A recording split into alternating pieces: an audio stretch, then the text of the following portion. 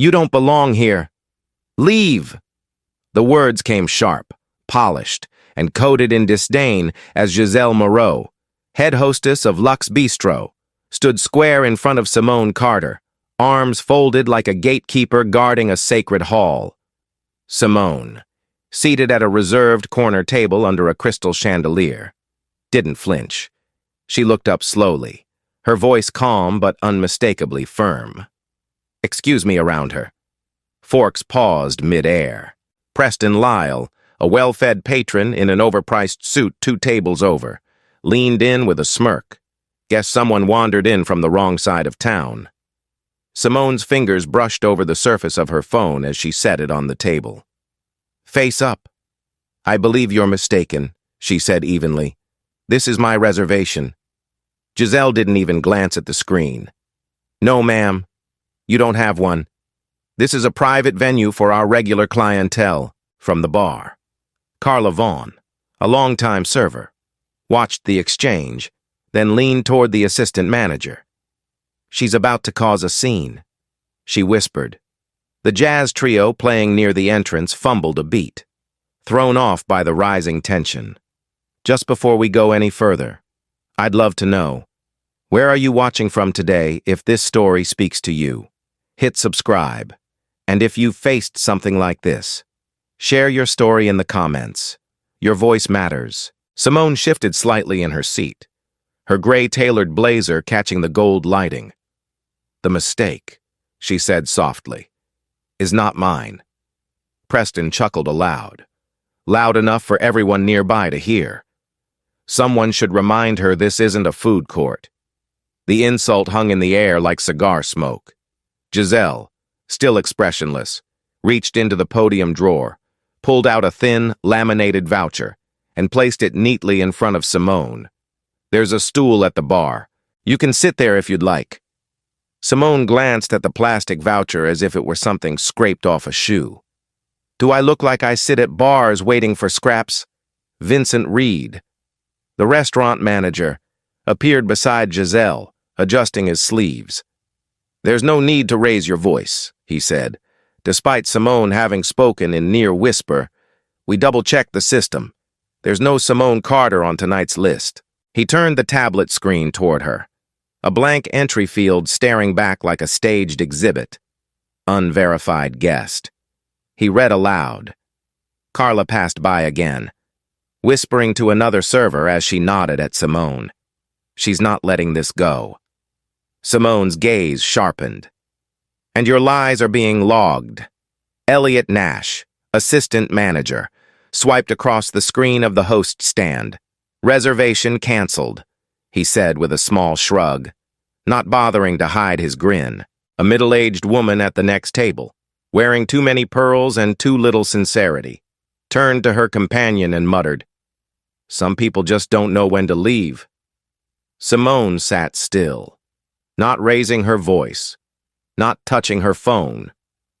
"I see what this is," she said, her voice even and razor-edged. "But this table stays mine." Maureen Tate, a socialite who hadn't missed a gossip column since 1987, leaned back in her chair, sipping her rosé. "This place used to be so refined," she said. Carla chuckled as she walked by. "Real CEOs don't argue with hostesses." Vincent dimmed the light over Simone's table. "Enjoy your evening," he said, walking off like a man who thought he'd won something. Simone tapped her phone once, then twice, launching a series of encrypted commands. She didn't stand, she didn't shout. Instead, she turned to the woman seated quietly across from her, Nia Brooks, CFO of Vanguard Solutions, and said, "He's triggered the sequence." Nia was already typing. "Confirmed. Staff directory and POS logs loading. I'll cross-check them against tonight's access history." Simone gave a short nod. Across the room at the bar, Elena Ruiz, Vanguard's general counsel, had her phone in hand, recording silently.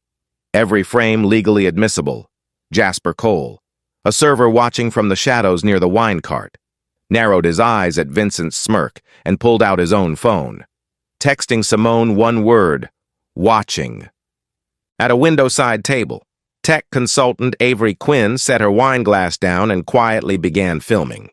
She'd seen injustice before, but never this theatrical, and never this foolish. She tapped record just as Preston stood again, now louder. "You really gonna sit here and pretend this is your place?" he said, arms raised as if addressing a jury. "We all know the real patrons, don't we?" Simone leaned back, her face relaxed, almost bored. "You're just making it easier," she murmured. Nia held her phone under the table. Staff logs pulled. Giselle's had 2 prior complaints. Vincent flagged 3 guests for non-conformity this week alone. Simone smiled faintly. Text Roland. She pulled out her phone and dialed. Roland Hayes, the restaurant's owner. Answered after 2 rings. "Simone," he said, "it's not your night." "Huh." She didn't respond to the casual tone. "Check your hostess's file. And your manager's. Then check your phone logs in 10 minutes. Roland hesitated. "What's happening?" "Your staff," she said, "is costing you millions by the minute." As she spoke, Avery's first post went live, a short clip of Giselle saying, "You don't belong here."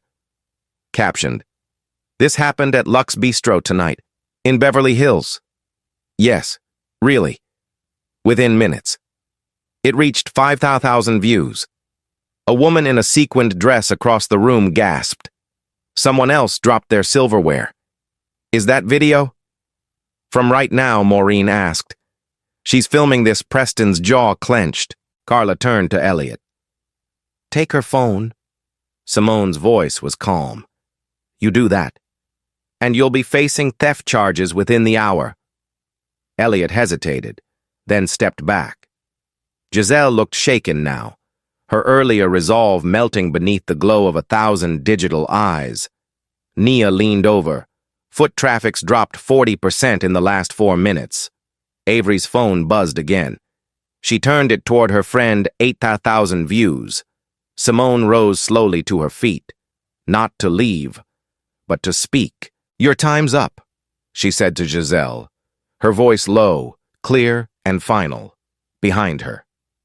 Police sirens echoed faintly through the open bistro doors. The crowd fell silent, and Simone sat back down. Her seat was never up for debate. The music halted mid-note as the restaurant's POS system froze, servers clutching handheld tablets that suddenly displayed error messages, orders suspended in limbo. Simone Carter remained seated at her table, still and steady, watching Lux Bistro unravel around her without lifting a finger. Vincent Reed stormed toward the host stand, eyes blazing. "Ladies and gentlemen," he declared loudly, projecting across the dining room, "we're experiencing a temporary technical issue, made worse by a disruptive guest." His eyes locked on Simone, making no effort to disguise the accusation. Carla Vaughn, always eager to follow the dominant current, circled among diners, whispering to each table, "She's crashing the system. It's chaos back there." Preston Lyle seized the moment to shove Simone's table forward a few inches, knocking her water glass against the centerpiece. "This place doesn't need people like you ruining things for everyone," he shouted. The words carried. Gasps rose. Someone clapped. Security should be dragging her out. Another voice called. Jasper Cole, the quiet observer among staff, stepped closer and addressed Carla directly. "Do you have proof she's doing anything?" Carla snapped back. "Stay quiet. Jasper, don't get involved."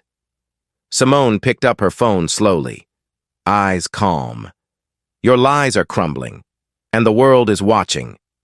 Vincent returned, finger jabbing at the POS screen. "Her table's restricted," he announced. "She's not an authorized guest. We've disabled her seat." Elliot Nash chimed in from the podium, smirking. "Flagged as unauthorized in the system. Permanently." At the next table, Maureen Tate leaned in close to Carla and whispered, "She's not Lux material. Never was." Vincent pulled out his phone and dialed, voice rising. "Yes, LAPD, please. We have an individual disrupting business operations. No, not violent, just refusing to leave. The lie hung in the air like perfume, sweet but poisonous. From the back, a voice piped up. Is this real? Another guest stood and walked toward the door, murmuring. I didn't sign up for this kind of scene. Preston seized the moment, raising his wine glass. Let's all take a vote. Who wants her gone? Some diners clapped. Others laughed nervously. She's not one of us, Preston called. Elliot, in a panic, triggered the restaurant's fire alarm. Red lights blinked. Sirens screamed overhead. Guests gasped, some standing. Simone stayed seated. And now, she said into her phone, they're manufacturing a safety emergency. Vincent stalked toward her, hand extended. Give me the phone. Simone didn't move. This is captured, logged, time-stamped, and backed up. He stopped short. Avery Quinn, still at her table, kept filming. Her previous post had already crossed 2,000 views on X. Comments streamed in unbelievable, classic profiling. This is what power looks like. Jasper made his move. He had overheard more than enough, pulling out his phone discreetly. He opened the staff chat log, where Vincent had messaged Elliot less than an hour ago. Keep the floor polished. Important crowd tonight. Let's not have anyone black near VIP windows. Jasper screenshotted the message and sent it to Nia Brooks. Nia, seated beside Simone, nodded once. Got it. Timestamp matches? Logged. Avery kept filming. Vincent just told the police she's disruptive. She said into her mic. Meanwhile, he's the one screaming at staff and guests. Preston loomed nearby. Red-faced. What are you doing? He barked. You can't film here? Avery didn't blink. You're in a public-facing business. There's no expectation of privacy. You should have thought about that before playing the role of plantation owner. Her words sliced through the noise. Carla reached over to dim the table's screen, but the display on the server dashboard suddenly shifted, instead of menu tabs and payment options. A single message scrolled across all visible POS screens. Prioritize elite guests. Limit disruption profiles. Avery gasped, then filmed again. That's your policy. It's on every screen, Carla shrieked. Shut that off. But the servers looked stunned, paralyzed by what they were seeing. Elliot fumbled at the podium, swiping frantically. It's a glitch, he shouted. That's fake. It's not fake, Jasper said softly. It's from the internal chat logs. I've seen it. I've read every word. Avery posted again. Her caption read, This is their system. It's how they treat people. Watch the policy expose itself live. The post crossed 300,000 views within 4 minutes. Comments exploded. Tagging the DOJ now. Audit this place. Where's Yelp when you need it? A small group of guests began gathering their coats. We're not staying for this, one said. If this is how Lux works, they can keep their food. Another woman pulled her husband by the sleeve. Come on, let's not be part of this. The entrance clogged with movement. Waiters were now paralyzed, caught between retreating patrons and managers issuing conflicting orders. Vincent's voice cracked. That's fake. It's doctored. Carla banged her fist on a server tablet. Turn it off. Elliot leaned over the host stand and yanked the router plug from the wall. Lights dimmed. Some tablets blinked out. Simone, ever still, lifted her gaze toward the servers.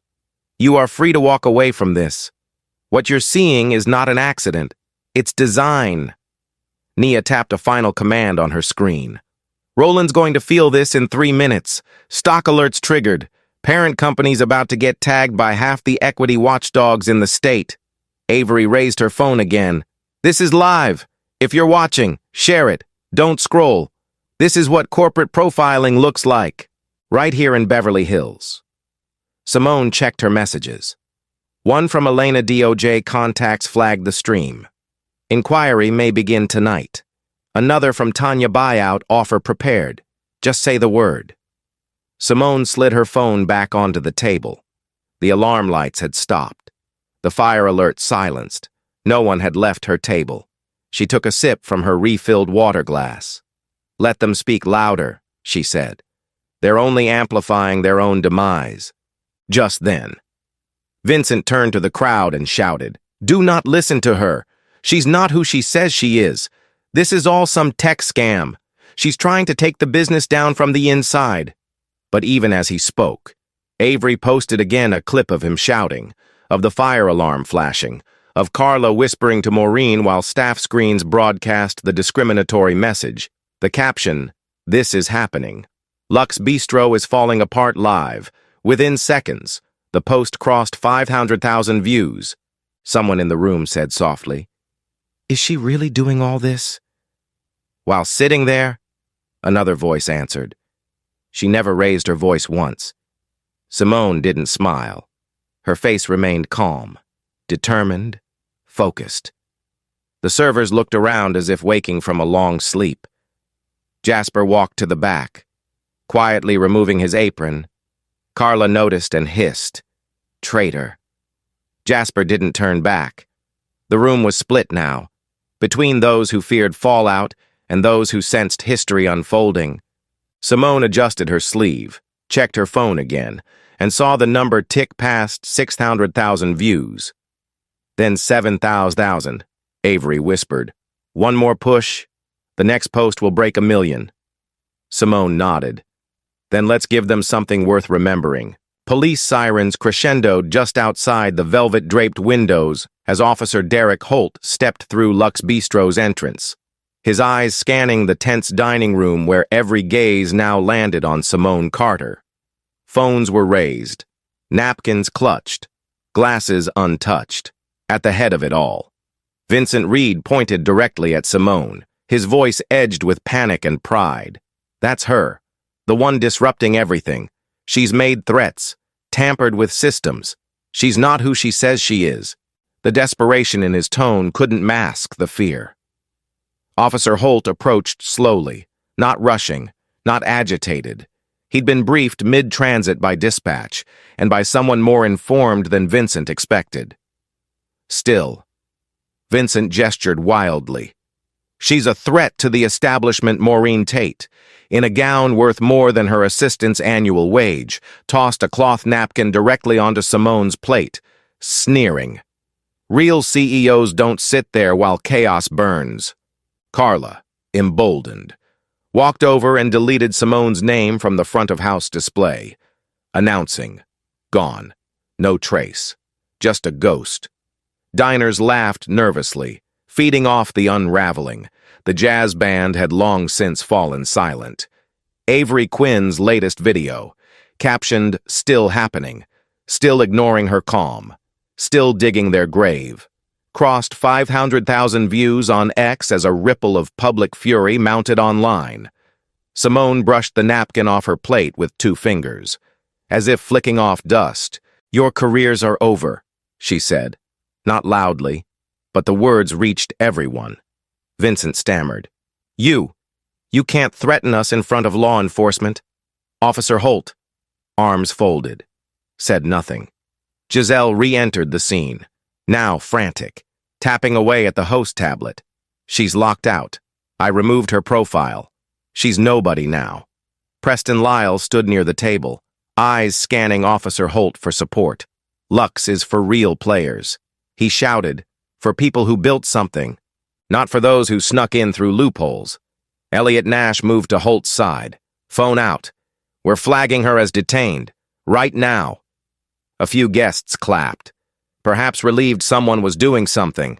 One bold voice shouted, "Kick her out already." Simone didn't blink. "Everything you've just said is archived. You're making it easy for the Department of Justice." Carla leaned in from behind.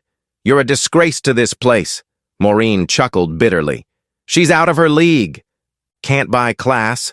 Then, without warning, Vincent shoved Simone's chair an inch back from the table. Not hard, not violent, but deliberate. A power move. A message. Simone didn't move an inch. She just stared at him and said, "You're finished." Maureen caught Officer Holt's attention. "Why are you just standing there? She's clearly not stable. Remove her. Holt finally spoke. I'm here to observe, not to serve as your tool. He turned to Simone. Ma'am, do you need assistance or protection? Only from their incompetence, Simone said, calmly, not from their threats. The air thickened with embarrassment. Then she pulled a small USB stick from her pocket and handed it to Avery. Post this. Show them what they hid. Avery nodded and turned toward her laptop. But before she could upload, Elliot rushed forward, slapping it from her hand. It skittered across the marble floor. That's proprietary data, he yelled. That's theft. Simone leaned back, unmoved. You just assaulted a guest. Nia stood up now, her voice direct. And now we reboot. She tapped into Vanguard's secure servers and sent a command through Lux's own system. The security feed restored. Cloud logs resynced. A backup of the USB streamed into Avery's cloud. Avery smiled. Nice try. She uploaded the footage. Caption: They tried to destroy this. Now everyone will see. Phones across the room buzzed as the clip auto-played, showing Vincent instructing Elliot to reroute high-profile tables away from guests flagged by a non-conforming profile tag. It also showed Carla gossiping about keeping Lux looking upscale. Guests gasped. Some stared at the staff, others looked at their own screens, visibly disturbed. Then the room's televisions, previously on silent loop showcasing Lux's brand imagery, glitched, static, flash, text. Internal protocol flag guest demographics for risk score. The dining room froze. Preston, eyes wide, whispered, That can't be real. Maureen turned to Carla. Did you know? Carla didn't answer. Avery filmed the whole screen, slowly panning left to right, her voice calm. This is their secret algorithm. It flags guests based on identity. It's been operating for months. She posted, Caption: Lux's secret code. You're not welcome, unless you look the part. Within 3 minutes, her post crossed 1 million views.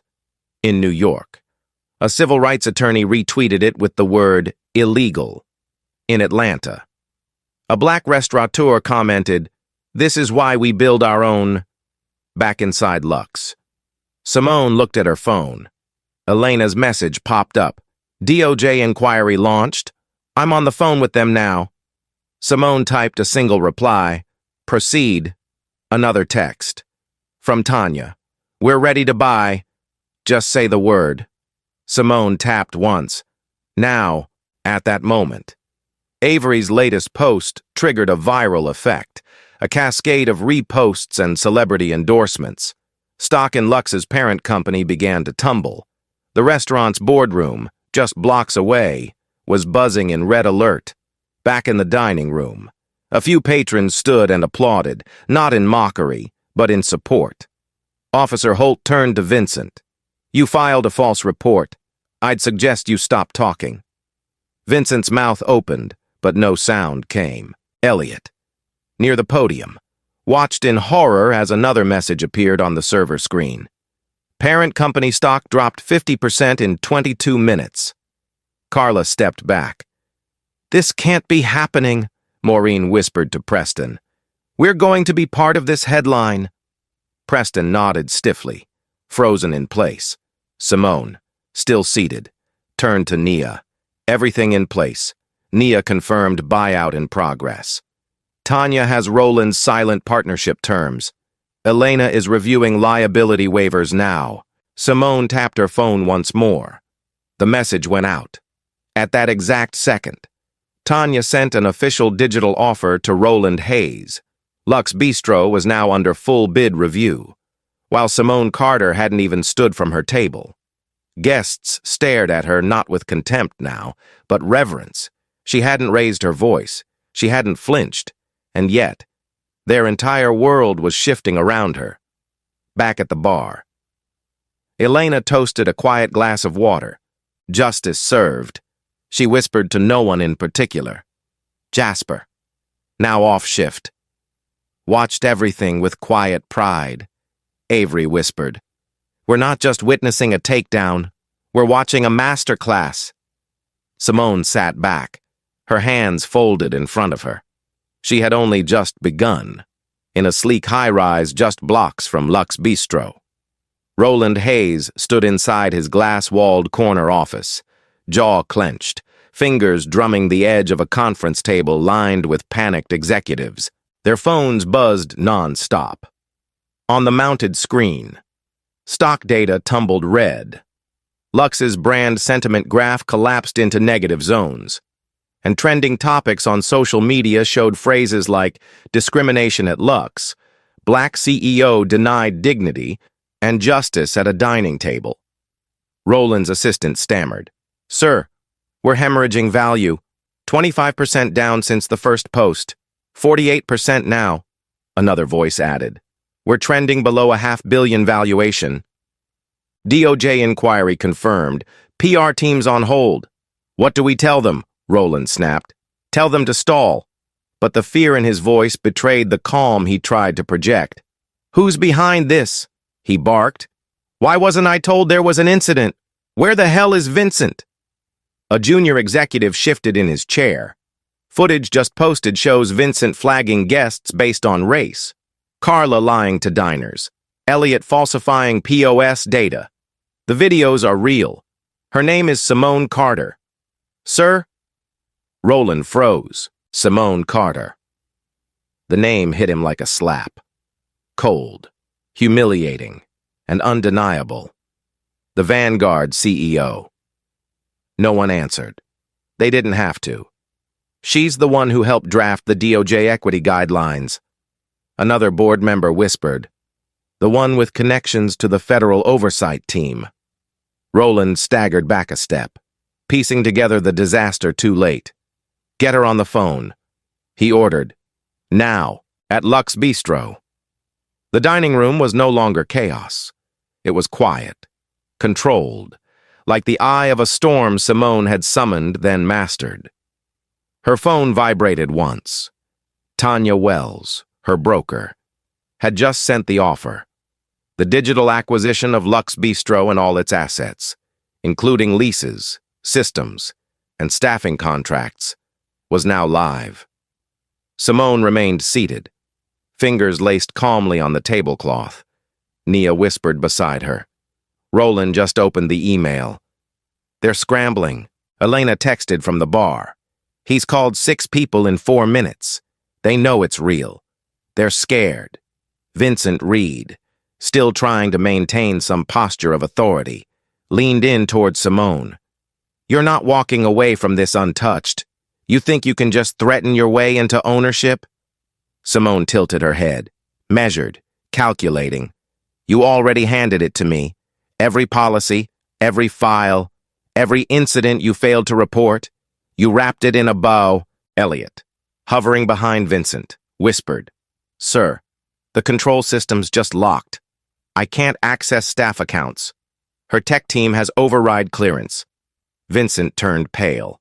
Override. How Nia didn't even look up from her phone. "We built your reservation infrastructure. Vincent, you've been operating on Vanguard's platform for nearly a year. You just didn't bother learning who you were working with." Carla, from the server station, watched as lights on her handheld terminal dimmed, then blacked out completely. "It's gone," she murmured. "Everything's locked. We can't process orders. We can't close tabs. We can't even pull tips." Around the room, murmurs rose again. Some guests stood and left in silence. Others filmed. Avery, still recording, zoomed in on the display screen behind the bar, which now read, "System under review. Property of Vanguard Solutions." Roland finally called Simone's phone. She answered it on speaker. "Simone," he began, his voice taut. This is a misunderstanding. Surely we can settle this privately. You had an opportunity to know your own staff." Simone replied evenly. "You chose not to. You allowed a culture of exclusion to thrive under your banner, and you denied me dignity at my own reservation." I don't settle privately when harm is public. You're about to cause people to lose their jobs, he said, trying sympathy now. And I'm about to save your business from extinction, she answered. But not under the same leadership. Roland's tone sharpened. You can't do this. We have lawyers. We have recourse. Simone's expression didn't change. The documents are signed. Funds will clear within the hour. Your legal team will receive confirmation of transfer. Lux is mine. In the kitchen, chaos erupted as orders failed to transmit. Ovens beeped with error codes, and Chef Martel threw his towel across the counter. What is happening out there? He yelled. No one answered. They didn't know anymore. Back on the floor. Carla stepped toward Simone, hands trembling. You're going to fire us. Simone didn't look at her. I'm going to hold people accountable. Carla's voice cracked. You don't understand how it is back here. The pressure. The culture. Simone slowly turned her gaze to Carla. You chose compliance over conscience. You lied because it was easy. And you laughed while doing it. Don't confuse pressure with permission. Vincent, panicked now, ran toward the back-of-house server, attempting to erase security footage. But as he tapped furiously, Avery's voice rang out, already backed up to 3 mirrors. Don't bother. She uploaded the final video, Vincent cursing, deleting, sweating, her caption. They're trying to cover their tracks, but receipts are forever. The post climbed to 1 million views within minutes. Tanya sent the last confirmation. Elena texted Simone. It's done. We own the brand. You can make the call. Simone stood for the first time since the ordeal began. The air shifted. The restaurant, once condescending, now cornered, watched her rise with awe and dread. She adjusted the sleeves of her blazer and looked to the staff still lingering nearby. Vincent Reed, Giselle Moreau, Carla Vaughn, Elliot Nash, you're terminated, effective immediately. A gasp rippled through the floor. Preston Lyle stood up, incredulous. You can't fire people from a table. Simone turned to him, calmly. I just did. Guests whispered. Some applauded. Others looked away. And just like that, Lux Bistro changed hands, not with a press release, not with a ribbon cutting, but with truth, technology, and the unshakable presence of a woman who refused to shrink. From a single chair, Simone had dismantled an empire built on exclusion and reassembled it for justice, and she was far from finished. Outside Lux Bistro, red and blue lights pulsed against the stone facade as more police units arrived, not to detain Simone Carter, but to control the swelling media presence forming just beyond the valet line. Inside, silence hovered like smoke. Diners stayed seated not out of fear, but reverence. Simone stood tall now, the low jazz long gone, replaced by the steady rhythm of incoming notifications on 100 phones. At the center of it all, she was composed, deliberate, as she took one slow step toward the middle of the dining room. Her voice rang clear, not loud. She didn't need volume. She had authority. I'm addressing Roland Hayes, she said calmly. Phone to her ear. Your restaurant no longer belongs to you. The final acquisition contracts were triggered 20 minutes ago. The funds cleared moments ago. Lux Bistro, as of this moment, is wholly owned by Vanguard Solutions. At the other end of the call, Roland could only breathe shallowly. Defeated. Please, he said softly, don't do this on camera. Simone's tone did not change. This isn't theater, it's reckoning, and you've already sold your stage. She ended the call and looked directly at Vincent Reed, whose face had turned pale beneath the warm house lights. Vincent Reed. You've lied to law enforcement, harassed a guest, and enforced a discriminatory algorithm. You're terminated. Effective immediately. His jaw dropped. You can't fire me in front of... I can, Simone replied, because I now sign your checks Or, rather, I used to. Officer Derek Holt stepped forward. Now fully engaged. Mr. Reed, he said, you're under investigation for filing a false police report and workplace misconduct. I'll need you to come with me, Vincent sputtered. This is insane. She's just a guest. Avery Quinn's phone beeped with a fresh notification. Her most recent clip had just crossed 1 million views. Carla Vaughn took a step back, eyes wide. Simone turned to her next. You mocked me. You spread lies. You stood beside injustice instead of beside integrity. You're also terminated. Carla's breath caught in her throat. Please, I didn't start this, but you chose to feed it. Simone moved on. Elliot Nash. You falsified records, tampered with evidence, and supported active bias enforcement. You're fired. However, she paused slightly. You'll be offered one option re-entry into a retraining and reform program. If you complete it and pass every stage with full transparency, you may reapply for a junior role. Elliot's voice cracked. Why me? Because you hesitated. Simone answered simply. The others never blinked. Giselle Moreau had tried to retreat toward the kitchen, but Simone's eyes found her. And you, Giselle, denied me a reserved table, invalidated my name, and did so with the full weight of performance. You knew what you were doing. You're terminated, and your eligibility for any Vanguard-owned brand is revoked permanently. Maureen Tate, from her corner table, raised a hand, voice dripping sarcasm. And what about me? Will you ban me too? Simone turned toward her slowly. Maureen, you'll never be banned. You'll be seated. Maureen raised an eyebrow. Excuse me, you'll be seated at every Lux location, and people will know who you are, not for your taste in wine, but for how you responded when justice walked through the door. Maureen flushed, red rising to her temples. Preston stood up abruptly. This is madness. Are we seriously letting this woman dictate the rules?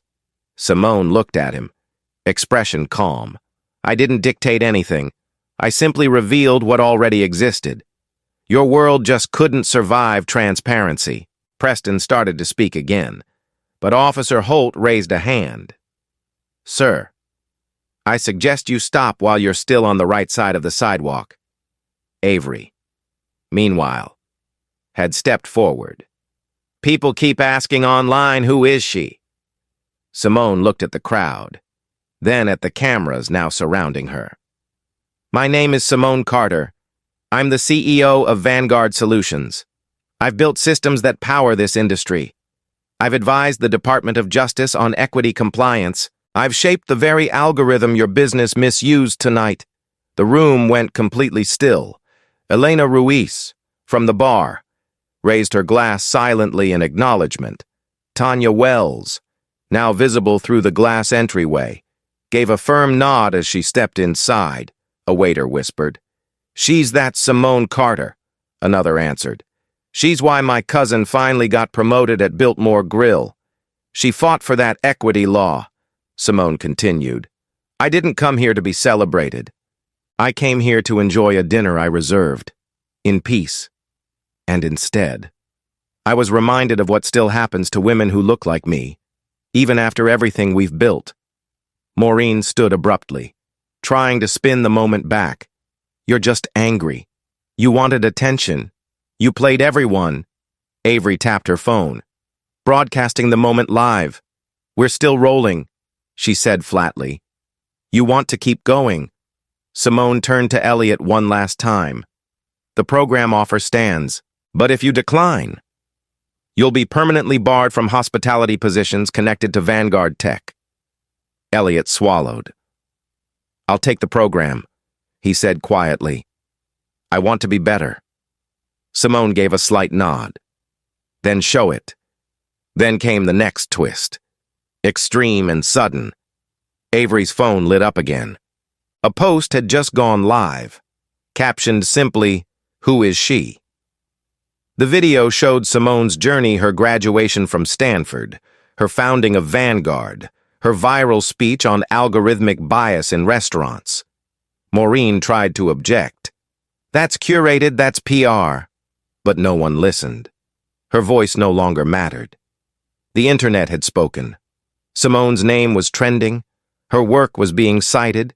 Guests were reposting Avery's clips with words like hero, leader, how justice should look. Even the bistro's own official account had been flooded with thousands of comments, all demanding reform, accountability, and apology. And then something unexpected happened. Simone turned back toward Elliot. You'll start tomorrow. We begin with how to listen. The rest of the staff stood frozen, unsure whether to follow, fear, or respect her. For the first time in the evening, Simone allowed herself to exhale. She wasn't done, but the storm had turned. And now, the rebuilding could begin, the morning after the takeover. Lux Bistro's front windows were still streaked from the press lights. But the mood inside had shifted entirely. Gone was the arrogance, the hush of exclusion, the polished disdain worn like perfume. In its place, silence, humility, and a waiting staff unsure whether they still had jobs. Simone Carter stood in the center of the dining room once again, not as a guest denied a seat, but as the new owner, flanked by Nia Brooks and Tanya Wells, who quietly observed the remaining employees. Today marks a new chapter, Simone said, her voice composed yet unmistakably firm. Lux is no longer a stage for gatekeeping. It will become a national standard for inclusion, fairness, and transparency, and that starts with every one of you. She paused. No one here will be judged by how they look, but by how they listen, how they serve, and how they grow. Some staff nodded, others stayed frozen, unsure whether to believe her. You've seen what exposure can do. Simone continued. But reform isn't punishment. It's commitment. Then she introduced it Vanguard Equity, a company-wide initiative to audit, retrain, and reform every restaurant system under her umbrella. It would launch from Lux as the pilot site, complete with bias-free hiring protocols, anonymized resume reviews, pay transparency, and quarterly justice audits, all tied to staff bonuses. Tanya stepped forward next. The staff who stay and commit to the program will receive 2 months of pay while retraining, and full employment upon completion. We're not here to humiliate you. We're here to build something lasting. Jasper Cole, who had blown the whistle the night before, now stood by the bar, no longer hiding. If this had existed a year ago, he said quietly, a lot of people would still be here, and a lot of mistakes wouldn't have happened. Across the room, Elliot Nash remained near the host stand, holding a notepad instead of a tablet. He was already enrolled in the first training session, scheduled to begin that afternoon. Simone gave him a nod. Then Avery Quinn entered with her phone already recording. The internet hasn't stopped, she said. We're over 3 million views across all platforms. The public's watching to see what Lux becomes next. Good, Simone replied. They'll see more than a scandal. They'll witness a transformation. But even as the atmosphere began to soften, Elena Ruiz arrived with something far heavier. She placed a folder in front of Simone. We did a preliminary audit of Lux's internal files. She said, there's something else. Something big. Simone opened it slowly. Inside were spreadsheet printouts, payroll logs, tip pooling data, shift adjustments. A pattern emerged. Over the past 2 years, Lux had routinely shaved overtime hours, withheld bonuses from part-time staff, and rerouted gratuities meant for back-of-house workers into general management pools. Carla had been one of the recipients. So had Vincent. This is wage theft, Simone said, her voice lower now, jaw clenched. Elena nodded. We have documented records, signed reports, and at least 5 pay periods that violate California law, Tanya added. If this leaks, and it will, It won't just be a racial bias scandal. It'll be a labor crime. Simone looked around the dining room. The walls were still lined with gold trim, the linens still crisp. But now, they were stained with more than discrimination. They were soaked in greed. "Avery," she said slowly, "can you post a statement in 2 hours? Let them know what we found, but do it with clarity. This isn't about revenge. This is about truth." Avery raised her phone, already drafting it. Hours later, her post went live with the caption, "More secrets from Lux wage theft, hidden policies, and the silence behind fine dining." But it ends here. The reaction was immediate. Labor rights activists reposted it. Employment lawyers weighed in. Union leaders tagged other restaurants asking, "Are your books this clean?" Simone stood near the window, arms crossed. She wasn't surprised. She'd spent a career fighting systemic bias dressed up as protocol. But this wage scheme, was more insidious. It hadn't just silenced voices. It had stolen from them. "We'll fix it," she said quietly to Nia. But not just here. Across the industry. And so Lux, the place that once denied her a seat, became the blueprint for reform. Not with apologies whispered after the cameras left, but with change documented, published, and enforced. And Simone, who had arrived as a customer, had now become the architect of a revolution.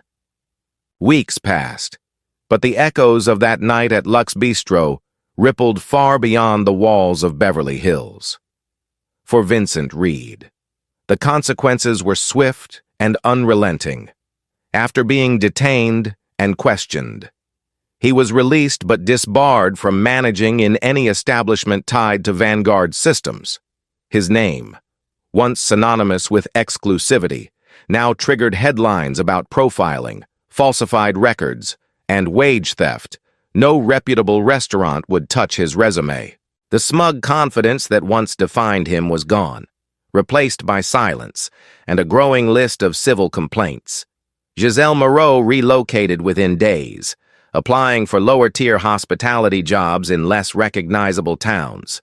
But the internet never forgets. A viral thread under the tag hashtag #SeatEveryone featured her face alongside quotes from the night she denied Simone a table. Carla Vaughn stayed in Los Angeles, but it was different now. The regulars who once tipped her lavishly looked the other way. No one asked for her section. She eventually took a position at a small diner outside the city, where she served quietly.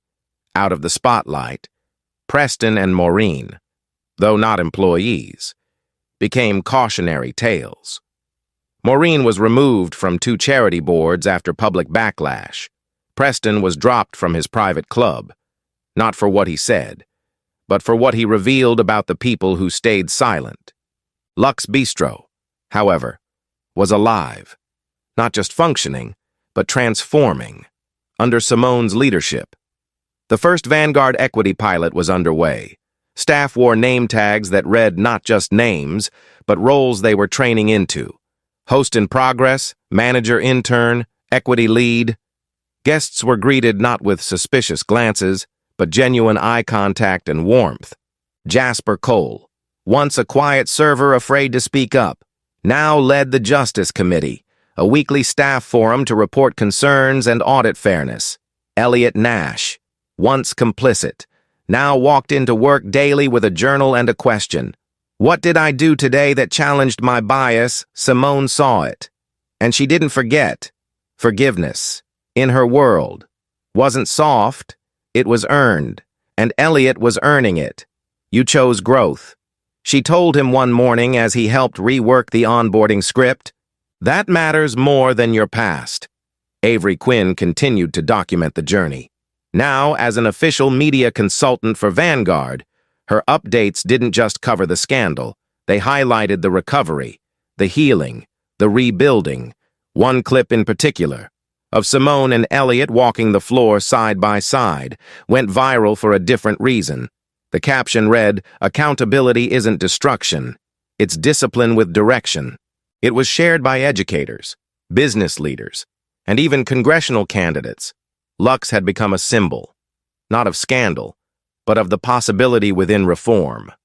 And then came the final twist. A video appeared one Friday afternoon, unannounced. It was posted not by Avery, but by Carla Vaughn. In it, she sat at a small kitchen table, wearing no makeup, eyes puffy, voice quiet. I didn't think anyone would listen. She said, "But I want to say it anyway." The video showed Carla apologizing, fully, without excuse. She admitted to mocking Simone, to enabling toxic culture, to ignoring her gut. I was tired. She said, but tired isn't an excuse for cruelty. She ended with one sentence that stuck with everyone who watched. If she could lead from a table they tried to take away, then I can start again from this one. Avery reposted it with the caption "Change at Lux." Simone watched the video alone in her office, then forwarded it to Nia, Elena, and Tanya with a single word: human. That night, Simone returned to Lux not in a blazer, not as a CEO, but in jeans and a soft cardigan. She took a seat at the same table they once tried to pull from under her. A hostess, new, young, and kind, brought her a glass of still water and a smile. "Would you like to see the new menu?" Simone looked around. The lights were warmer now, the music softer, the staff more diverse. And behind the bar, Elliot wiped down glasses while teaching a new hire how to greet without judgment. "No," she said gently. "Just let me sit a while." Because for Simone Carter, this table was no longer a battlefield. It was proof that justice could come fast, but dignity, when protected, could last forever. Have you ever been denied a seat you earned? If Simone's story speaks to you, hit subscribe and share your voice in the comments. Your story matters. Change begins when we speak. Justice grows when we stand together. So, where have you turned silence into strength?